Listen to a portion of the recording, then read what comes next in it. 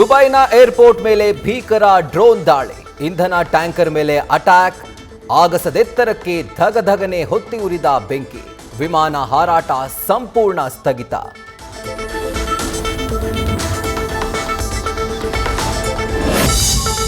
ಕಾಳಸಂತೆಯಲ್ಲಿ ಅಧಿಕಾರಿಗಳ ಕಣ್ತಪ್ಪಿಸಿ ಮಾರಾಟವಾಗ್ತಿವೆ LPG cylinder.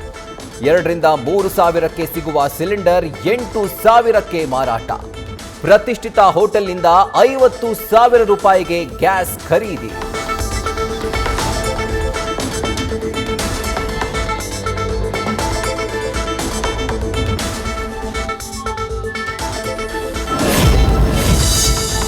Ballari jeans ಉದ್ಯಮಕ್ಕೂ ತಟ್ಟಿದ ಮಧ್ಯಪ್ರಾಚ್ಯ ಯುದ್ಧದ ಬಿಸಿ. ಜೀನ್ಸ್ಗೆ ಬಳಸುವ ಕೆಮಿಕಲ್ ಸರಬರಾಜು ಸ್ಥಗಿತದಿಂದ ಸಂಕಷ್ಟ.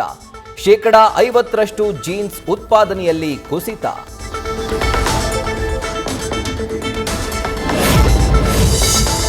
ಯುದ್ಧದ ಪರಿಣಾಮದಿಂದ ಡ್ರೈ ಫ್ರೂಟ್ಸ್ ಸರಬರಾಜು ಬಂದ್.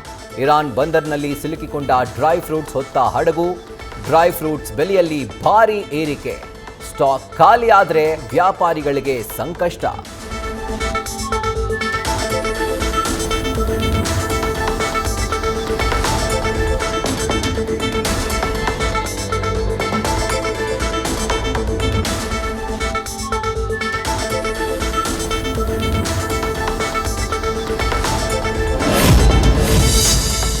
ಸಿಲಿಂಡರ್ ಸಪ್ಲೈ ಸ್ಥಗಿತ, ಬೆಳಗಾವಿ ಹೋಟೆಲ್ಗಳು ಕ್ಲೋಸ್. ಆರ್ಪಿಡಿ ವೃತ್ತದಲ್ಲಿರುವ ಅಜಂತಾ ಹೋಟೆಲ್ ಮುಂದೆ ಕ್ಲೋಸ್ಡ್ ಬೋರ್ಡ್. ಸರ್ಕಾರ ಈ ಬಗ್ಗೆ ಕ್ರಮ ಜರುಗಿಸಿ ಮಾಲೀಕರ ಹಿತ ಕಾಯಲು ಆಗ್ರಹ.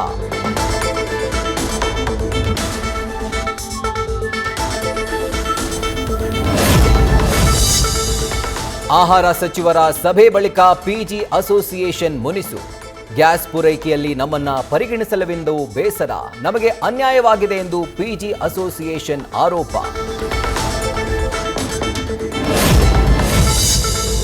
ಕಾರು ಎಲೆಕ್ಟ್ರಾನಿಕ್ ಮ್ಯಾನುಫ್ಯಾಕ್ಚರಿಂಗ್ ಮೇಲೂ ಯುದ್ಧದ ಎಫೆಕ್ಟ್. ಇರಾನ್ ಇಸ್ರೇಲ್ ಯುದ್ಧದಿಂದ ಕಚ್ಚಾ ವಸ್ತುಗಳ ಬೆಲೆ ಏರಿಕೆ. ಏಪ್ರಿಲ್ನಿಂದಲೇ ಕಾರಿನ ದರಗಳು 5 ರಿಂದ 6ರಷ್ಟು ಹೆಚ್ಚಳ ಸಾಧ್ಯತೆ. ಹಾರ್ಮುಜ್ ಜಲಸಂಧಿಯಿಂದ ಸಂಚರಿಸುವ ಹಡಗುಗಳು. ಇದೀಗ ತೈಲ ಹಡಗು ಟ್ಯಾಂಕರ್ಗಳಿಗೆ ತಟ್ಟಿದ ಇನ್ಶೂರೆನ್ಸ್ ಸಂಕಷ್ಟ. ವಿಮೆ ಕೊಡ್ತಾ ಇದ್ದ 12 ಸಂಸ್ಥೆಗಳ ಪೈಕಿ 7 ಕಂಪನಿಗಳು ಇನ್ಶೂರೆನ್ಸ್ಗೆ ನಿರಾಕರಣೆ. ಕತಾರ್ನ ರಾಸ್ ಲಫಾನ್ ಪ್ಲಾಂಟ್ ಮೇಲೆ ಇರಾನ್ ದಾಳಿ. ಎಲ್ಎನ್ಜಿ ಉತ್ಪಾದನೆಯನ್ನ ಸ್ಥಗಿತಗೊಳಿಸಲಾಗಿತ್ತು. ಜಾಗತಿಕವಾಗಿ 20% ಅನಿಲದ ಕೊರತೆ. ಇದರಿಂದ ಏಷ್ಯಾದಲ್ಲಿ ಎಲ್ಎನ್ಜಿ ಅನಿಲ ಬೆಲೆಗೂ ಏರಿಕೆಯ ಹೊಡೆತ. ಸ್ಪೀಕರ್ ಸದನ ಸಭಾತ್ಯಾಗ ಬೆನ್ನಲ್ಲೇ ಸರ್ಕಾರಕ್ಕೆ ಮುಜುಗರ. ಪ್ರತಿಯೊಬ್ಬ ಸಚಿವರಿಗೂ ಖಡಕ್ ಪತ್ರ ಬರೆದ ಸಿಎಂ ಸಿದ್ದರಾಮಯ್ಯ. ನ್ಯೂಸ್ ಫಸ್ಟ್ಗೆ ಸಿದ್ದರಾಮಯ್ಯ ಬರೆದ ಪತ್ರದ ಪ್ರತಿ ಲಭ್ಯ. ಇನ್ಸ್ಪೆಕ್ಟರ್ ಸಂದೇಶನ ಕರ್ಮಕಾಂಡಕ್ಕೆ ಮತ್ತೊಂದು ಸಾಕ್ಷಿ. ಮನೆ ಕೆಲಸದಾಕೆ ಟೀಚರ್ ವೃದ್ಧೆಯನ್ನೂ ಬಿಟ್ಟಿಲ್ಲವಂತೆ ಆಸಾಮಿ. ಮಹಿಳೆ ಜೊತೆ ಸಂದೇಶನೇ ಮಾತನಾಡಿರೋ ಮತ್ತೊಂದು ಆಡಿಯೋ ಹರಿದಾಟ.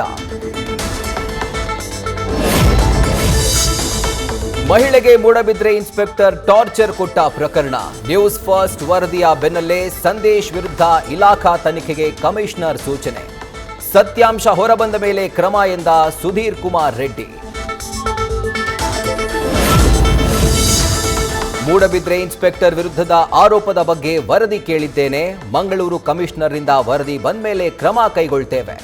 ಗೃಹ ಸಚಿವ ಡಾಕ್ಟರ್ ಜಿ ಪರಮೇಶ್ವರ್ ಪ್ರತಿಕ್ರಿಯೆ. ರೈಲ್ವೆ ಪರೀಕ್ಷೆಯನ್ನು ಕನ್ನಡದಲ್ಲಿ ಬರೆಯೋಕೆ ಕೊಡಬೇಕೆಂದು ಆಗ್ರಹ. ಹುಬ್ಬಳ್ಳಿಯಲ್ಲಿ ಕರವೆಯಿಂದ ಪರೀಕ್ಷಾ ಕೇಂದ್ರಕ್ಕೆ ಮುತ್ತಿಗೆ ಹಾಕಿ ಪ್ರತಿಭಟನೆ. ಇವತ್ತು ನಡೀಬೇಕಿದ್ದ ಗೂಡ್ಸ್ ರೈಲು ಮ್ಯಾನೇಜರ್ ಎಲ್ಡಿಸಿ ಹುದ್ದೆಗಳ ಪರೀಕ್ಷೆ ರದ್ದು.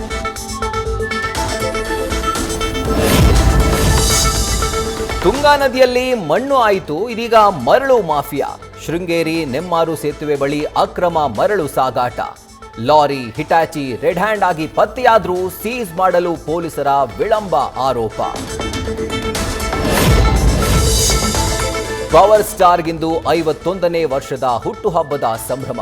ಪುನೀತ್ ರಾಜ್ಕುಮಾರ್ ಸಮಾಧಿಯತ್ತ ಹರಿದು ಬರ್ತಾ ಇರೋ ಅಭಿಮಾನಿಗಳ ಸಾಗರ.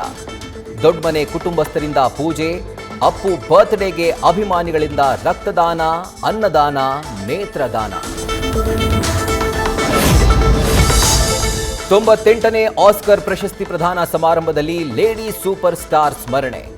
ಕನ್ನಡತಿ ಸರೋಜಾದೇವಿ ಸ್ಮರಿಸಿದ ಆಸ್ಕರ್ ವೇದಿಕೆ. ಬಾಲಿವುಡ್ ನಟರಾದ ಧರ್ಮೇಂದ್ರ, ಮನೋಜ್ ಕುಮಾರ್ ಹಾಗೂ ತೆಲುಗು ನಟ ಕೋಟಾ ಶ್ರೀನಿವಾಸ್ ರಾವ್ಗೂ ಆಸ್ಕರ್ ವೇದಿಕೆಯಲ್ಲಿ ಸಂತಾಪ. ನ್ಯೂಸ್ ಫಸ್ಟ್ ನಿರ್ಭೀತಿಯಿಂದ ನಿಮ್ಮ ಪರವಾಗಿ.